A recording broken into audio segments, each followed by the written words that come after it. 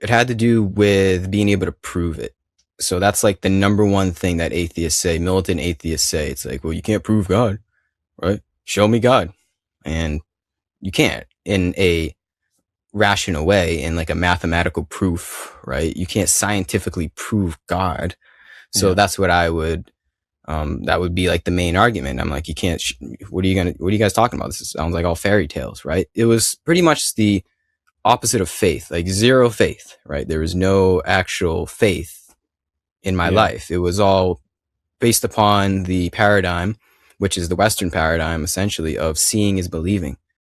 I didn't see it at all. There was nothing to see. Yeah. So I didn't believe. Yeah. I heard someone speak, maybe this was Pete Holmes or someone like that. I love Pete Holmes, by the way. He's a great comedian. But his argument is that there is no such thing as atheist, right? Because even if you're an atheist, you are saying that, hey, there's some unknown that we can't prove. Well, that unknown, my word for the unknown is God. Your word is unknown. But at the end of the day, we still kind of believe in almost the same thing. We have different approaches, but even atheists, they believe that there's something that they don't understand.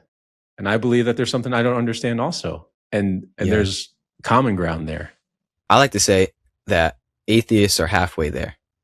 Because, you know what I'm saying? Because it's like, it's better than having blind faith. It's better than dogma. So the first step to realizing really what God's all about is atheism. Yeah. I love that. Right? That's what it was for me. Yeah. I am not the biggest fan of organized religion, which sounds weird because I'm wearing like a clergy collar.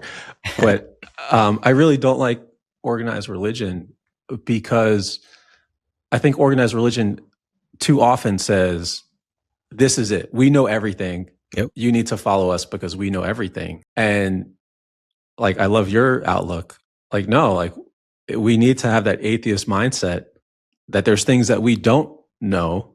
And I think when you develop a spiritual belief practice around that there's things you don't know, and then you have a spiritual belief to try to explore that, I think that's really like the power of spirituality, which sometimes I think some of the major religions get wrong.